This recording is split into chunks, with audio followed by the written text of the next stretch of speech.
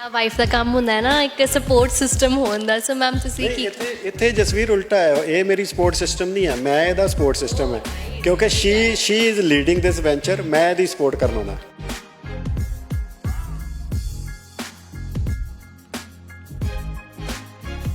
ਜਿੰਨੀ ਤਾਰੀਫ ਕੀਤੀ ਜਾਵੇ ਉਵੇਂ ਘੱਟ ਹੈ। ਇਹਨਾਂ ਨੇ ਮੈਨੂੰ ਕਦੇ ਕੁਐਸਚਨ ਨਹੀਂ ਕੀਤਾ ਕਿ ਤੁਸੀਂ ਕਿੱਥੇ ਜਾ ਰਹੇ ਹੋ, ਕਿਤੋਂ ਆ ਰਹੇ ਹੋ, ਕੀ ਸਪੈਂਡ ਕੀਤਾ, ਕਿੰਨੇ ਵਜੇ ਆ ਰਹੇ ਹੋ, ਕਿੰਨਾ ਨਾਲ ਘੁੰਮ ਰਹੇ ਹੋ। ਇਹਨਾਂ ਨੂੰ ਪਤਾ ਹੈ ਕਿ ਚਲੋ ਮੈਨੂੰ ਪਤਾ ਆਪਣੀ ਲਿਮਿਟੇਸ਼ਨਸ, ਤੇ ਇਹਨੇ ਹਮੇਸ਼ਾ ਮੈਨੂੰ ਟਰਸਟ ਕੀਤਾ ਤੇ ਇਹ ਬਹੁਤ ਇੰਪੋਰਟੈਂਟ ਹੈ। ਜਿਹੜੀ ਮੈਂ ਅੱਜ ਉਡਾਰੀ ਮਾਰ ਸਕੀ ਹਾਂ ਇਹਨਾਂ ਦੇ ਕਾਰਨ ਹੀ ਆ। ਕੁਝ ਚੀਜ਼ਾਂ 'ਚ ਸਹੀ ਵੀ ਹੈ ਜਿਹੜਾ ਮੈਂ ਔਨ ਕੈਮਰਾ ਬੋਲ ਰਹੀ ਹਾਂ, ਉੱਦਾਂ ਤਾਂ ਮੈਂ ਕਦੇ ਬੋਲਦੇ ਹੀ ਨਹੀਂ ਹਮੇਸ਼ਾ ਬੋਲਦੀ ਹਾਂ ਕਿ ਤੂੰ ਗਲਤ ਹੈ। ਸਤਿ ਸ਼੍ਰੀ ਅਕਾਲ, ਤੁਸੀਂ ਦੇਖ ਰਹੇ ਹੋ ਡੇਲੀ ਪੋਸਟ ਪੰਜਾਬੀ ਤੇ ਮੈਂ ਹਾਂ ਜਸਵੀਰ ਕੌਰ। ਸੋ ਅੱਜ ਮੇਰੇ ਨਾਲ ਬੜੇ ਹੀ ਖਾਸ ਗੈਸਟ ਮੌਜੂਦ ਹੈ, ਕੁਲਜਿੰਦਰ ਸਿੱਧੂ ਜੀ ਐਂਡ ਨਿਧੀ ਸਿੱਧੂ ਜੀ। ਬਹੁਤ ਬਹੁਤ ਸਵਾਗਤ ਹੈ ਤੁਹਾਡਾ। Thank you so much. Thank you Jasvir. ਪਹਿਲਾਂ ਤਾਂ ਤੁਹਾਨੂੰ ਦੋਨਾਂ ਦੇ ਕਪਲ ਦੀ ਮੈਚਿੰਗ ਬਹੁਤ ਸੋਹਣੀ ਲੱਗ ਰਹੀ ਹੈ। ਇੱਕ ਦੂਜੇ ਦੀ ਕੀਤੀ ਹੈ ਕਿ ਵੈਸੇ ਹੀ ਕੁਦਰਤੀ ਹੋ ਗਿਆ? ਨਹੀਂ, ਬਾਈ ਚਾਂਸ ਹੀ ਹੋ ਗਿਆ, ਦਿਲ ਨੂੰ ਦਿਲ ਨਾਲ ਰਾਹ ਹੈ। So sir it is a very big day for you. ਔਰ ਇੰਟਰਨੈਸ਼ਨਲ ਦਾ ਅੱਜ ਅੱਛਾ ਇਵੈਂਟ ਹੋਇਆ ਹੈ, ਸਾਰਾ ਜੀ ਆਏ ਹੈ, ਅਰੀਨਾ ਮੈਮ ਆਏ, ਤਾਂ ਕਿਵੇਂ ਦਾ ਫੀਲ ਕਰ ਰਹੇ ਹੋ? ਹਾਂ ਨਹੀਂ, ਬਹੁਤ ਚੰਗਾ ਫੀਲ ਹੋ ਰਿਹਾ। ਓਰੇਨ ਜਿਹੜਾ ਹੈ ਹਰ ਦਿਨ ਨਵੀਆਂ ਜਿਹੜੀਆਂ ਪਲੰਘਾਂ ਪੁੱਟ ਰਿਹਾ। ਸੋ ਓਰੇਨ ਨੇ ਇੱਕ ਨਵਾਂ ਲੀਪ ਲਿਆ ਹੈ ਇੱਕ ਤਰੀਕੇ ਦੇ ਨਾਲ ਕਿ ਅਸੀਂ ਬਿਊਟੀ ਇੰਡਸਟਰੀ ਦੇ ਵਿੱਚ ਅਸੀਂ ਆਪਣੇ ਆਪ ਨੂੰ ਸਟੈਬਲਿਸ਼ ਕੀਤਾ ਹੈ ਅਤੇ ਸਾਨੂੰ ਓਰੇਨ ਨੂੰ ਵਰਲਡਸ ਗ੍ਰੇਟੈਸਟ ਬ੍ਰਾਂਡ ਇਨ ਸਕਿੱਲ ਟ੍ਰੇਨਿੰਗ ਦਾ ਅਵਾਰਡ ਵੀ ਮਿਲਿਆ PwC ਵੱਲੋਂ। ਅਤੇ ਹੁਣ ਅਸੀਂ ਉਸੇ ਹੀ ਕਦਮ ਨੂੰ ਅੱਗੇ ਵਧਾਉਂਦੇ ਹੋਏ ਫੈਸ਼ਨ ਇੰਡਸਟਰੀ ਦੇ ਵਿੱਚ ਐਂਟਰ ਕੀਤੇ ਹਾਂ। ਅਤੇ ਅੱਜ ਤੁਸੀਂ ਦੇਖ ਹੀ ਲਿਆ ਬੜੇ ਧਮਾਕੇ ਦੇ ਨਾਲ ਸਾਡੇ ਸਟੂਡੈਂਟਸ ਦੇ ਫਸਟ ਬੈਚ ਨੇ, ਜਿਹੜਾ ਅਸੀਂ 20 ਦਾ ਬੈਚ ਅਕਤੂਬਰ ਦੇ ਵਿੱਚ ਬਣਾਇਆ ਸੀ, ਉਸ ਬੈਚ ਨੇ ਆਪਣੀ ਸਮਰ ਕਲੈਕਸ਼ਨਸ ਪੇਸ਼ ਕੀਤੀਆਂ ਨੇ। ਅਤੇ ਸਾਡਾ ਇਹ ਓਰੇਨ ਦੇ ਵਿੱਚ ਇਹੀ ਮੋਟਿਵ ਹੈ ਕਿ ਸਕਿੱਲ ਦੇ ਉੱਪਰ ਅਤੇ ਪ੍ਰੈਕਟੀਕਲ ਜਿਹੜੀ ਨੌਲੇਜ ਹੈ, ਪ੍ਰੈਕਟੀਕਲ ਜਿਹੜੀ ਟ੍ਰੇਨਿੰਗ ਹੈ, ਹੈਂਡਜ਼ ਔਨ ਟ੍ਰੇਨਿੰਗ ਹੈ, ਉਹਦੇ ਉੱਤੇ ਫੋਕਸ ਕਰਦੇ ਹੋਏ ਅਸੀਂ ਇਹ ਜਿਹੜਾ ਸਕੂਲ ਹੈ ਲਾਂਚ ਕੀਤਾ and Nidhi is taking care of it. Wife ਦਾ ਕੰਮ ਹੁੰਦਾ ਹੈ ਨਾ ਇੱਕ ਸਪੋਰਟ ਸਿਸਟਮ ਹੋਣ ਦਾ। ਸੋ ਮੈਮ ਤੁਸੀਂ ਕੀ ਇੱਥੇ ਜਸਵੀਰ ਉਲਟਾ ਹੈ, ਇਹ ਮੇਰੀ ਸਪੋਰਟ ਸਿਸਟਮ ਨਹੀਂ ਹੈ, ਮੈਂ ਇਹਦਾ ਸਪੋਰਟ ਸਿਸਟਮ ਹੈ ਕਿਉਂਕਿ she is leading this venture, ਮੈਂ ਇਹਦੀ ਸਪੋਰਟ ਕਰਨਾ ਹੁੰਦਾ।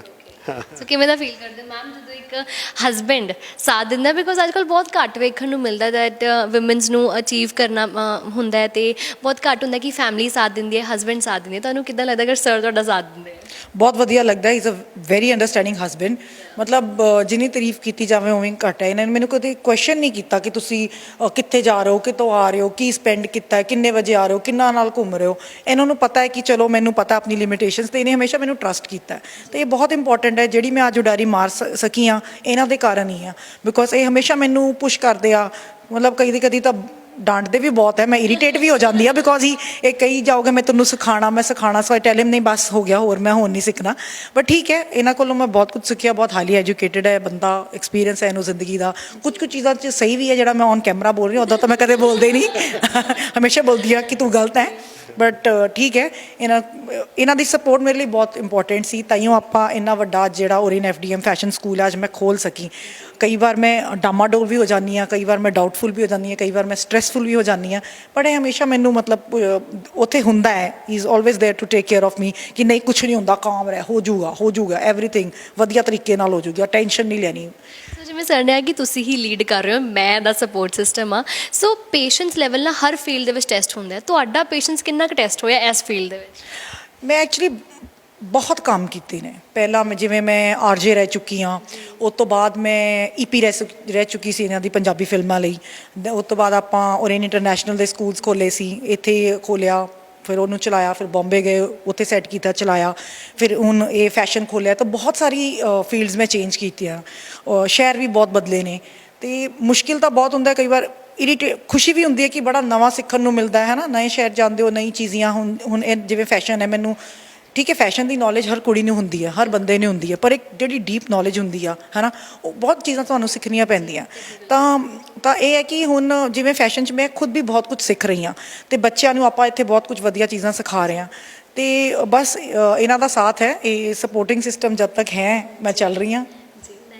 ਸੋ ਬੀਇੰਗ ਐਨ ਐਕਟਰ ਸਰ, ਜਦੋਂ ਤੁਸੀਂ ਲਾਈਕ ਇੱਧਰ ਹੁਣ ਫੈਸ਼ਨ ਫੀਲਡ ਦੇ ਵਿੱਚ ਆਏ ਹੋ, ਕੀ ਡਿਫਰੈਂਸ ਲੱਗਿਆ? ਆਈ ਐਮ ਸ਼ੋਰ ਕਿ being an artist obviously it is very ਇੱਕ ਨੀਡ ਹੁੰਦੀ ਹੈ ਕਿ ਤੁਸੀਂ ਆਪਣੇ ਆਪ ਨੂੰ ਟਿਪ ਟੋਪ ਰੱਖਣਾ ਹੈ, ਸਭ ਕੁਝ ਵਧੀਆ ਰੱਖਣਾ ਹੈ ਐਂਡ ਅਪ ਟੂ ਡੇਟ ਰੱਖਣਾ ਹੈ। ਫਸਟ ਜਿਹੜੀ ਚੀਜ਼ਾਂ ਟਰੈਂਡਿੰਗ ਦੇ ਵਿੱਚ ਚੱਲ ਰਹੀਆਂ ਉਹ I think women's the fashion ਬਹੁਤ ਜ਼ਿਆਦਾ ਐਕਸਪਲੋਰ ਕਰ ਸਕਦੀ ਵਿਮਨਸ, ਬਟ ਮੈਨਸ ਦਾ ਨਹੀਂ ਹੁੰਦਾ। ਸੋ ਉਹਨਾਂ ਲਈ ਤੁਸੀਂ ਕੀ ਕਹੋਗੇ ਜਿਹੜੇ ਇਹ ਸੋਚਦੇ ਕਿ ਯਾਰ ਮੁੰਡੇ ਦੀ ਪੈਂਟ ਸ਼ਰਟ ਹੁੰਦੀ ਹੈ ਬਸ, ਉਹਨਾਂ ਨੂੰ ਕੀ ਕਹੋਗੇ ਤੁਸੀਂ?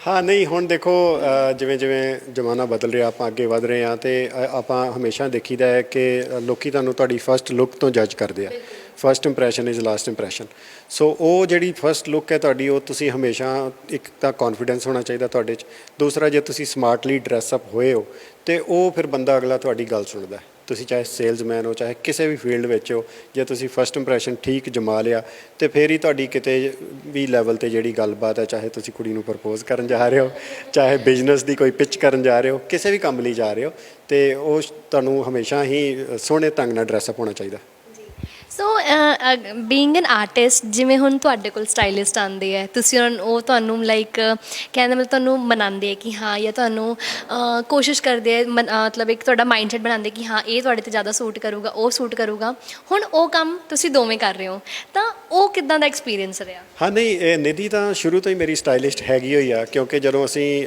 ਸਾਡਾ ਹੱਕ ਫਿਲਮ ਕੀਤੀ ਸੀਗੀ ਤੇ ਨਿਧੀ ਕੋਲ ਹੀ ਕਾਸਟਿਊਮ ਡਿਪਾਰਟਮੈਂਟ ਸੀ ਤੇ ਨਿਧੀ ਹੀ ਆਪਣੀ ਇੱਕ ਬੁਟੀਕ ਵਾਲੀ ਫਰੈਂਡ ਨਤਾਸ਼ਾ ਨੂੰ ਲੈ ਕੇ ਆਈ ਕਿ ਤੂੰ ਐਸ ਸਾਡੀ ਫਿਲਮ ਦਾ ਕਾਸਟਿਊਮ ਕਰ ਉਹਨੇ ਕਦੀ ਫਿਲਮ ਦਾ ਕਾਸਟਿਊਮ ਕੀਤਾ ਨਹੀਂ ਸ਼ੀ ਵਾਜ਼ ਰਨਿੰਗ ਅ ਸਕਸੈਸਫੁਲ ਬੁਟੀਕ ਪਰ ਨਤਾਸ਼ਾ ਅੱਜ ਦੀ ਡੇਟ 'ਚ ਪੰਜਾਬੀ ਫਿਲਮ ਇੰਡਸਟਰੀ ਦੀ ਸਕਸੈਸਫੁਲ ਕਾਸਟਿਊਮ ਡਿਜ਼ਾਈਨਰ ਹੈ ਸੋ ਨਿਧੀ ਉਸ ਤੋਂ ਬਾਅਦ ਵੀ ਜਿੰਨੀਆਂ ਮੇਰੀਆਂ ਫਿਲਮਸ ਹੁੰਦੀਆਂ ਨੇ ਜਿੱਥੇ ਵੀ ਕਿਤੇ ਸਟਾਈਲਿਸ਼ ਲੁੱਕ ਹੁੰਦੀ ਹੈ ਮੇਰੀ ਸੋ ਮੈਂ ਇਹਦੇ ਨਾਲ ਕਹਾਣੀ ਡਿਸਕਸ ਕਰ ਲੈਣਾ ਕਿ ਇਹੋ ਜਿਹਾ ਕਰੈਕਟਰ ਇੱਦਾਂ ਦਾ ਜਿੱਥੇ ਵੀ ਕਿਤੇ ਸਟਾਈਲਿਸ਼ ਵਾਲੀ ਪਤਾ ਹੋ ਲੱਗੇ ਇਹਨੂੰ ਤੇ ਸ਼ੀ ਗੈਟਸ ਇਨਵੋਲਵ ਇਹਨੂੰ ਫੈਸ਼ਨ ਸੈਂਸ ਬਹੁਤ ਵਧੀਆ ਸੋ ਫਿਰ ਆਪਣੀਆਂ ਟਿਪਸ ਦਿੰਦੀ ਆ ਮੇਰੀ ਘਰੇ ਹੀ ਇੱਕ ਸਟਾਈਲਿਸਟ ਹੈਗੀ ਆ ਉਸ ਤੋਂ ਇਲਾਵਾ ਫਿਰ ਜਦੋਂ ਫਿਲਮ ਪ੍ਰੋਡਕਸ਼ਨ ਵੱਲੋਂ ਜਿਹੜੀ ਕਾਸਟਿਊਮ ਡਿਜ਼ਾਈਨਰ ਜਾਂ ਜਿਹੜੀ ਸਟਾਈਲਿਸ਼ ਮਿਲਦੀ ਆ ਸੋ ਉਹਨਾਂ ਦੇ ਨਾਲ ਕੰਮ ਕਰੀਦਾ ਓਬਵੀਅਸਲੀ ਹੁਣ ਤੱਕ ਕੰਮ ਕਰਦੇ ਕਰਦੇ ਕਾਫੀ ਐਕਸਪੀਰੀਅੰਸ ਹੋ ਗਿਆ ਤੁਹਾਨੂੰ ਸਮਝ ਲੱਗ ਜਾਂਦੀ ਕਿ ਕਰੈਕਟਰ ਦੇ ਹਿਸਾਬ ਨਾਲ ਇਹਦੀ ਕਿਹੋ ਜਿਹੀ ਲੁੱਕ ਹੋਣੀ ਚਾਹੀਦੀ ਤੁਸੀਂ ਆਪਣੀਆਂ ਵੀ ਇਨਪੁਟਸ ਦਿੰਦੇ ਹੋ ਖਾਸ ਤੌਰ ਤੇ ਜਿਹੜੇ ਦੇਸੀ ਮਿੱਟੀ ਨਾਲ ਜੁੜੇ ਹੋਏ ਕਰੈਕਟਰ ਹੁੰਦੇ ਆ ਉਹਦੇ ਵਿੱਚ ਮੇਰੀਆਂ ਜ਼ਿਆਦਾ ਇਨਪੁਟਸ ਹੁੰਦੀਆਂ ਨੇ ਤੇ ਹੁਣ ਜਿੱਦਾਂ ਹੁਣ ਕਾਸਟਿਊਮ ਡਿਜ਼ਾਈਨਰ ਜਿਹੜੇ ਵੀ ਇੰਡਸਟਰੀ 'ਚ ਕੰਮ ਕਰ ਰਹੇ ਨੇ ਜੇ ਮੈਂ ਉਹਨਾਂ ਦੀ ਐਜੂਕੇਸ਼ਨਲ ਬੈਕਗਰਾਉਂਡ ਦੇਖਾਂ ਤੇ ਬਹੁਤ ਸਾਰੇ ਇਹੋ ਜਿਹੇ ਕਾਸਟਿਊਮ ਡਿਜ਼ਾਈਨਰ ਨੇ ਜਿਨ੍ਹਾਂ ਦੀ ਐਜੂਕੇਸ਼ਨ